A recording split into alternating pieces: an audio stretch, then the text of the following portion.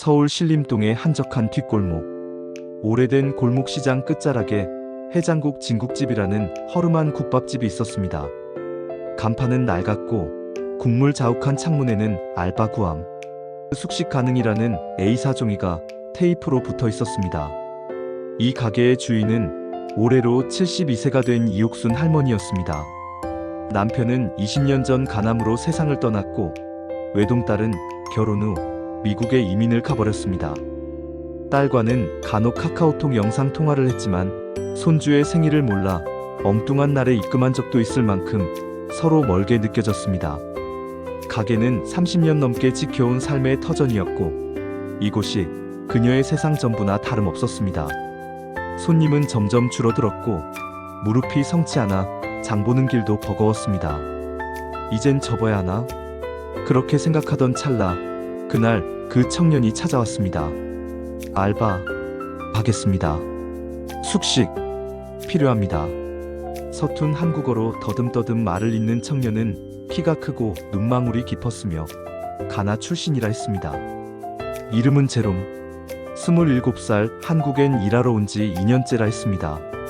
경기도 외곽의 작은 공장에서 포장 일을 하다가 손가락 부상을 당한 뒤 회사에서 쫓겨나듯 나왔다고 했습니다. 숙소도 잃고 돈도 얼마 남지 않아 신림 일대의 찜질방을 전전하다가 붙은 숙식 가능이라는 문구를 보고 찾아온 것이었습니다. 처음엔 거절하려 했습니다. 그러나 제롬의 눈빛은 간절했고 그의 등에 진 낡은 배낭과 떨어진 운동화를 본 순간 이옥순 할머니는 가슴이 조금 아려왔습니다. 밥 많이 먹어도 되나? 국밥 2그릇씩 먹을지도 몰라. 할머니는 농담처럼 말했지만 이미 마음속으로는 그를 받아들이고 있었습니다. 그날부터 제롬은 국밥집의 알바생이 되었습니다. 아니, 그보단 더 가까운 식구였습니다. 새벽 5시 반이면 일어나 할머니보다 먼저 주방 불을 켰고 감자 껍질을 벗기고 육수뼈를 고르고 김치를 뒤집는 법을 배워갔습니다. 그는 낯설지만 성실했습니다. 손님이 오면 90도로 인사하고 할머니가 부르면 항상 예, 할머니하고 대답했습니다. 그의 억센 발음의 할머니라는 호칭이 처음엔 어색했지만 어느새 가게 안에서는 익숙한 소리로 자리 잡았습니다. 제롬은 스스로 한글 공부도 했습니다. 저녁 시간엔 가게 한켠에 있는 조그만 탁자에 앉아 한글 교재를 펴놓고 종종 할머니에게 단어 뜻을 물었습니다. 정이 뭐예요, 할머니? 정, 그건 마음이 가는 거지. 피는 안 섞였지만 보고 있으면 마음이 가는 거. 그런 거야. 제롬은 고개를 끄덕이며 노트에 정마음이 간다라고 적었습니다. 그 노트 한 권이 나중에 할머니에게 가장 귀한 유산이 될 줄은 그땐 아무도 몰랐습니다. 하지만 세상은 늘 순탄하지 않았습니다. 제롬의 존재를 못마땅해 하던 시장 상인 몇몇이 뒤에서 수군대기 시작했습니다. 국밥집의 외국인? 그것도 흑인이라니. 요즘은 식당도 뭔가 이상해졌어. 예전 같지가 않아. 그러던 중 익명의 신고가 들어가 구청 위생점검이 나왔습니다. 제롬은 불법 체류자라는 의심을 받게 되었고 출입국 사무소에서도 연락이 오기 시작했습니다.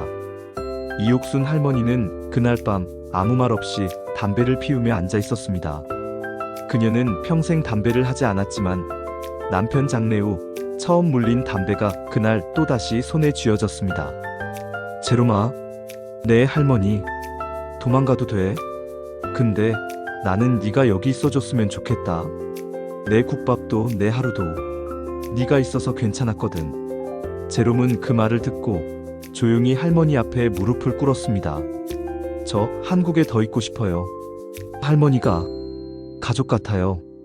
그날 밤 할머니는 노트북을 켜고 외국인 근로자 체류 연장 방법을 검색하기 시작했습니다. 다음 날에는 시장 내 교회 목사님을 찾아가 통역과 자문을 부탁했고 구청 복지센터와 외국인 지원센터를 돌아다녔습니다. 노인이 외국 청년 하나 살리겠다고 서울 시내를 뛰어다닌다는 소문은 곧 시장 안에 퍼졌고 일부 상인들의 시선도 점차 바뀌기 시작했습니다. 제롬이 국밥집에서 일한 지 어느덧 1년 반이 지났습니다. 이 기간 동안 그는 신림동 골목과 그 속의 사람들과 정을 나누며 천천히 그러나 분명히 뿌리를 내리고 있었습니다. 처음에는 그저 일터로 시작한 공간이었지만 이제는 제롬에게 있어 삶의 한 조각이 되었지요. 옥순 할머니는 예전보다 자주 웃게 되었습니다. 무릎 통증도 여전하고 하루 종일 서 있는 건 여전히 힘에 부쳤지만 아침에 주방에 나가면 제롬이 먼저 물을 끓이고 국거리 재료를 손질하고 있는 걸 보면 피곤함도 사라지는 듯 했습니다. 비 오는 날이면 둘이 나란히 앉아 창밖을 바라보며 따뜻한 차를 마셨고 눈 오는 겨울밤이면 가게 마당에 쌓인 눈을 함께 쓸었습니다. 제롬은 할머니의 장바구니를 챙기고 그녀가 좋아하는 강아지 모양의 손수건을 선물하기도 했습니다. 그러던 어느 날 국밥집에 낯선 손님이 찾아왔습니다. 머리가 희끗한 중년 여성. 그녀는 조심스레 가게 문을 열고 안으로 들어왔고 제롬을 보자 멈칫하더니 이옥순 할머니를 향해 말했습니다. 엄마, 나야. 그녀는 할머니의 외동딸 이윤희 씨였습니다. 미국에서 10년 만에 돌아온 그녀는 우연히 TV에서 다큐멘터리 방송을 보고 어머니의 소식을 알게 되었다고 말했습니다. 처음 만남은 어색했습니다. 윤희 씨는 제롬을 경계하는 듯한 시선으로 바라봤고 어머니와 단둘이 대화를 나누고 싶다며 제롬에게 자리를 비켜달라고 했습니다. 제롬은 조용히 밖으로 나가 앉았고 그날 하루 종일 말을 아꼈습니다. 할머니와 딸은 오랜만에 재회한 기쁨도 잠시, 결국 서로를 향한 오해와 미안함을 쏟아냈습니다. 이옥순 할머니는 딸에게 조용히 말했습니다. 너 없을 때 제롬이 내 옆에 있었단다. 나한텐 그 아이도 가족이다. 윤희 씨는 이해할 수 없다는 듯 물었습니다. 엄마, 그 사람이 남자잖아요. 흑인이고 외국인이고 나이도 그렇게 어린데 사람들이 뭐라 하겠어. 할머니는 잠시 말이 없었습니다. 그러다 고개를 들고 말했습니다. 사람들이 뭐라 하든 내 마음이 먼저다. 정이 가는 사람한텐 이유가 필요 없더라. 그날 밤 제롬은 가게 뒷방에서 이불을 덮고 누워 한참을 잠 못 이루었습니다. 처음으로 그는 이곳에서 자신이 정말 머물 수 있을까 하는 불안을 느꼈습니다. 며칠이 지나고 윤희 씨는 다시 미국으로 돌아갈 채비를 하며 말했습니다. 엄마, 제롬 씨랑 계속 같이 살겠다는 거야? 응. 나는 이 집에서, 이 국밥에서 이 아이랑 하루하루 보내고 싶다. 그녀는 무언가 더 말하고 싶어 하다 결국 고개만 끄덕이고 떠났습니다. 공항에서 마지막으로 제롬을 바라보며 말했습니다. 엄마한테 잘해줘요. 부탁해요. 이후로 국밥집은 조금 더 분주해졌습니다. 방송 후 찾아오는 손님들이 꾸준했고 근처 대학교에서 제롬을 인터뷰하러 오는 학생들도 많아졌습니다.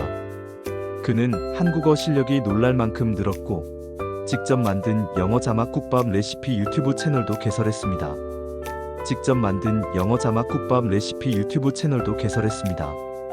그가 만든 영상에선 마지막에 항상 이런 멘트가 들어갑니다.